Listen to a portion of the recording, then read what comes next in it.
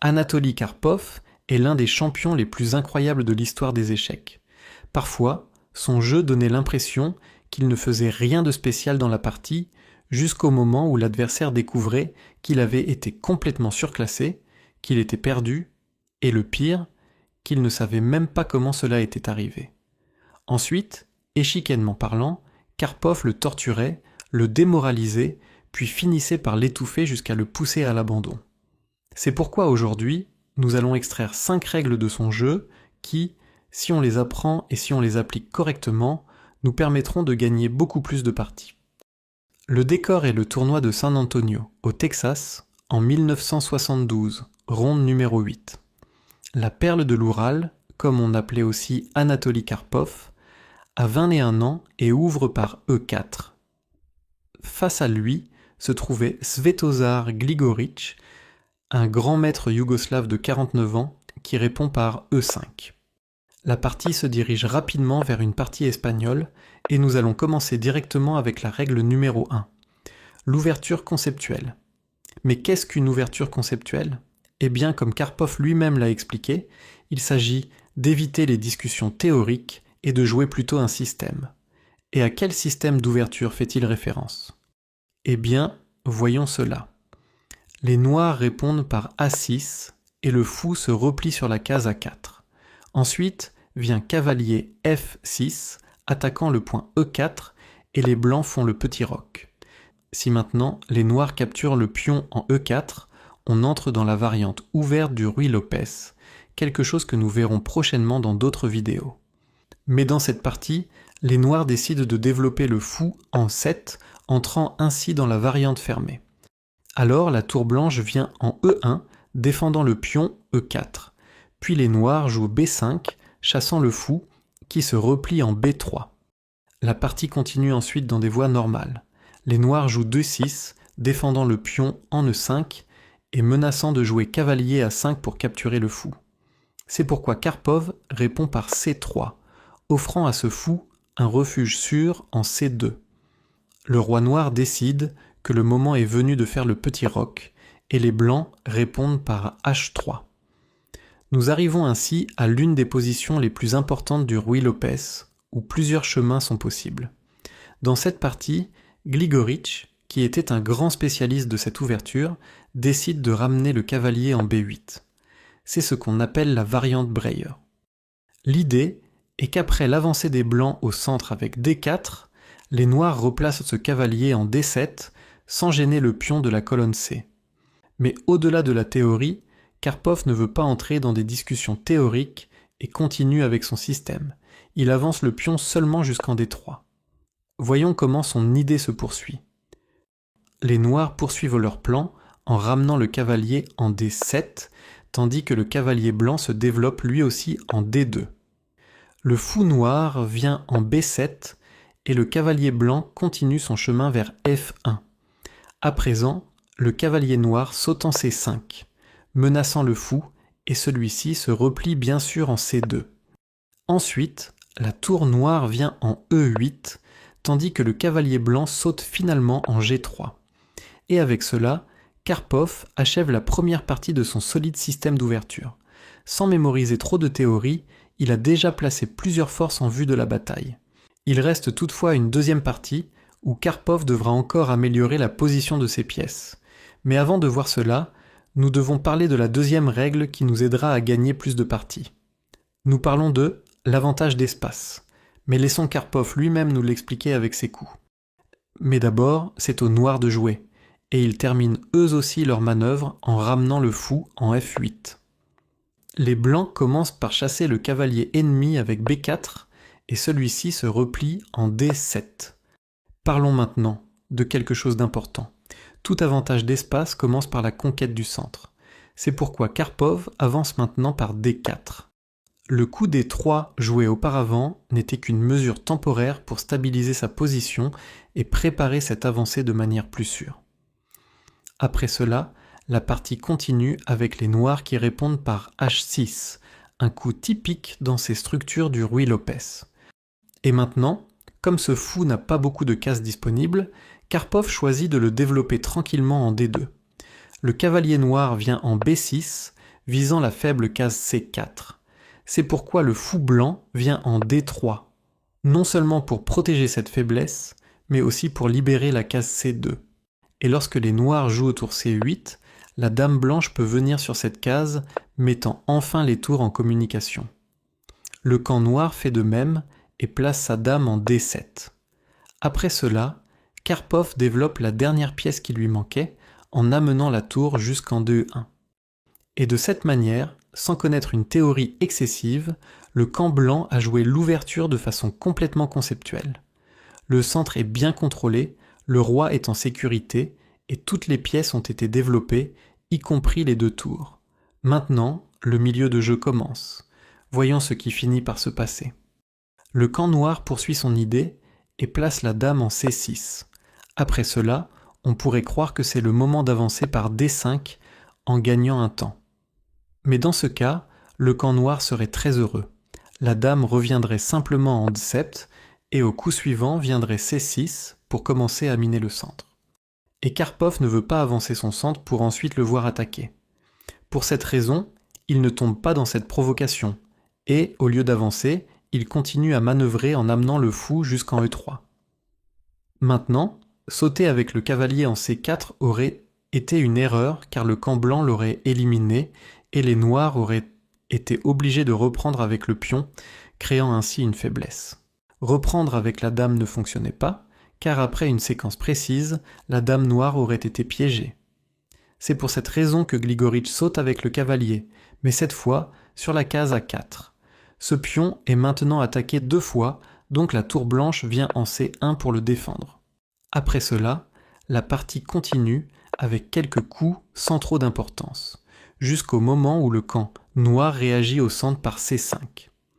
Le camp blanc répond en échangeant au bon moment le pion B contre le pion D noir.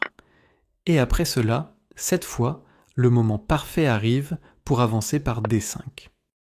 Notez que, contrairement à ce que nous avons vu auparavant, cette fois, il n'y a plus aucun pion ennemi capable de miner le centre. Par conséquent, cette avancée représente un véritable gain d'espace, en plus de créer un fort pion passé. Le camp blanc possède déjà son premier avantage positionnel. Voyons maintenant ce qu'il peut obtenir grâce à cela. Malheureusement pour le camp noir, il ne peut pas répondre de la même manière en avançant le pion en C4, car le cavalier en B6 resterait sans défense. C'est pour cette raison que Grigorich choisit d'abord de sauter avec le cavalier en A4. Mais Karpov l'anticipe et avance son pion en premier. Comme la case B5 est attaquée 3 fois, Grigorich n'hésite pas et avance par B4. Maintenant, une fois qu'une force aussi puissante que ce centre a été obtenue, que faut-il faire ? J'espère que vous l'avez bien en tête, car nous l'avons vu plusieurs fois dans d'autres vidéos. Il faut commencer le jeu sur les ailes. C'est pour cette raison que Karpov amène sa tour en F1. Grigorich répond en plaçant sa dame en C7 et l'avance sur l'aile roi commence déjà par F4. S'il choisit de capturer, Karpov reprend et le pion qui soutient le centre noir disparaît. Et à un moment donné, le pion blanc pourrait avancer jusqu'en E5, gagnant encore plus d'espace. C'est pour cette raison que Grigorich répond en ramenant le cavalier en D7 avec l'idée d'essayer de bloquer cette case. Mais Karpov évite cela et choisit de continuer l'avancée avec son pion en F5. Voyons comment le gain d'espace se poursuit. Il y a déjà 2 pions blancs profondément installés dans la position ennemie.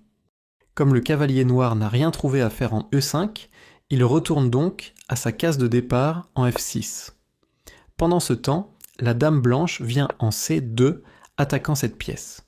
Et pour se défendre, le cavalier saute bien sûr jusqu'à la case C3. Maintenant que nous avons parlé de l'ouverture conceptuelle et de l'avantage d'espace, passons à la règle numéro 3, celle qui a rendu Karpov immortel, la prophylaxie. La prévention aux échecs peut prendre plusieurs formes. Dans ce cas, Karpov va le faire en éliminant la pièce la plus active de son adversaire. Comme on le voit, ce cavalier est profondément installé dans la position blanche. Il attaque ici, il attaque là, et en plus, à tout moment, il pourrait peut-être donner un échec gênant en E2. En résumé, cela ne peut pas être toléré, et il faut éliminer cette pièce immédiatement.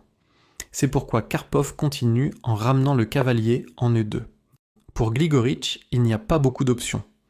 Le cavalier n'a nulle part où aller, il doit donc être échangé, après quoi le fou reprend. Ensuite, le fou noir vient en D6 et le gain d'espace sur l'aile roi continue par G4. Cette poussée peut faire un peu peur, mais avec ce puissant centre de pion, elle est plus que justifiée. Le plan de Karpov est d'avancer par H4, de rompre par G5, puis d'organiser ses pièces lourdes pour commencer un bombardement sur le refuge du roi noir. Alors, Grigorić, pour faire face à tout cela, fait quelque chose de très sage, fuir. C'est pourquoi il amène son roi en F8. Mieux vaut sortir par la porte arrière du bunker avant que l'attaque ne se déclenche. De son côté, Karpov poursuit son avancée avec H4 et le roi noir sort déjà vers la case E7. Il faut noter que, bien sûr, tout cela est impossible parce que le centre est fermé. L'attaque continue par G5. Un échange de pions a lieu et le cavalier menacé se replie en D7. Après cela, le fou blanc vient en G4. L'idée est que, dans certaines positions, Karpov pourrait continuer l'avancée par F6. C'est pourquoi Grigorić prévient cette idée en amenant la tour en G8, plaçant ainsi une sorte de rayon X sur la colonne G. Le roi blanc vient alors en F2. Et faites très attention à ce que ce roi va faire, parce que c'est quelque chose que l'on voit très rarement. Mais pour le moment, comme le roi s'est déplacé, Grigorić saisit l'occasion pour amener la tour jusqu'en H8, menaçant d'entrer par la colonne H. Cela, bien sûr, ne peut pas être permis, Karpov amène donc lui aussi sa tour jusqu'en H1. Après cela, Grigorić remplace la tour de la colonne G, mais cette fois avec l'autre tour. Maintenant, il est temps de parler de quelque chose de très important. On voit souvent, dans beaucoup de parties, surtout chez les joueurs amateurs, une erreur très fréquente, échanger les pièces trop tôt. Par exemple, notez que si Karpov échange les tours dans cette position, c'est Grigorić qui en profite, car il s'empare de la colonne. C'est pourquoi nous passons à la règle numéro 4. Aux échecs, on échange seulement quand cela nous arrange. Voyons comment Karpov applique cette idée. Il n'échange pas, il continue simplement en ramenant la dame en D1. Si maintenant Grigorić échange, ce sera Karpov qui s'emparera de la colonne. Alors Grigorić évite cela et décide de déplacer son roi en D8. Après quoi, la dame blanche poursuit sa manœuvre et vient maintenant en G1.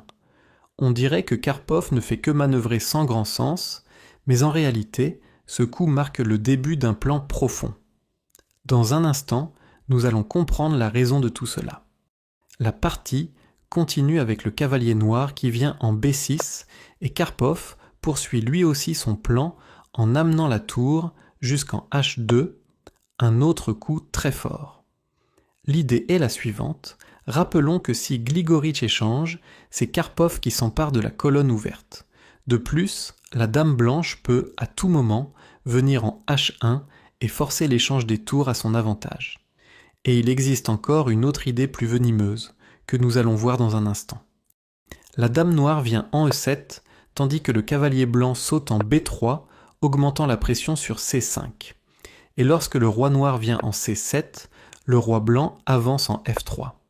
Très bon coup, car en se déplaçant, il découvre l'action de la dame sur ce point. Il y a maintenant 3 attaquants contre seulement 2 défenseurs. Donc, pour se défendre, Grigorić choisit de ramener le cavalier en D7. Notez que Karpov possède un énorme avantage d'espace et que le roi noir a dû fuir l'attaque sur l'aile roi jusqu'à la case C7 où il semble être plus en sécurité. Et ce serait vrai s'il n'y avait pas la règle importante numéro 5, ouvrir un deuxième front. C'est pourquoi Karpov continue en avançant subtilement son pion jusqu'en A3. 2 points d'exclamation pour ce coup à cause de toute l'idée qui se cache derrière. Peu importe où il se place, ce roi semble destiné à souffrir. Grigorić choisit de capturer le pion. Et vous vous souvenez des idées que nous avions mentionnées auparavant avec ces 2 coups ? Eh bien, l'une d'elles était précisément de pouvoir transférer rapidement cette tour vers l'autre secteur de l'échiquier. N'importe quel général de guerre envierait une telle manœuvre en pleine bataille. Grigorić profite du départ de la tour blanche de la colonne H et amène sa tour jusqu'en H4, après quoi le pion tombe. La partie continue avec Grigorić qui double ses tours sur la colonne H, tandis que l'autre tour blanche passe en B1. Après cela, le second joueur se rend compte qu'il n'a plus grand-chose à faire sur cette colonne, alors que Karpov est sur le point d'entrer par ces deux colonnes. Alors un autre facteur important entre en jeu aux échecs, la panique. C'est pourquoi Grigorich ramène maintenant sa tour en B8 en essayant de se défendre. La dame blanche passe en E1, menaçant d'entrer par cette diagonale tout en attaquant la tour sans défense. Alors Grigorich, dans son désespoir, choisit de capturer le fou, après quoi le roi reprend tout simplement. Regardez ce roi, courageusement placé sur la 4e rangée, en pleine attaque, avec les deux dames encore sur l'échiquier. La partie arrive à son épilogue lorsque Grigorich choisit de ramener le fou en C8. Après cela, la dame porte l'estocade décisive en venant en A5. Et après ce coup, Grigorich, sans vraiment comprendre où il s'était trompé, choisit d'abandonner. Et pourquoi a-t-il abandonné ? Eh bien, voyons d'abord que le roi ne peut pas s'échapper par cette diagonale, et s'il essaie de partir vers la colonne B, cette attaque à la découverte du cavalier serait mortelle. Grigorich n'a donc aucune bonne manière de sortir de l'échec. Interposer la tour paire aussi, et si par exemple le cavalier s'interpose, alors cavalier prend C5 suivrait, avec un gain non seulement positionnel, mais aussi matériel. C'est pourquoi la décision d'abandonner était pleinement justifiée.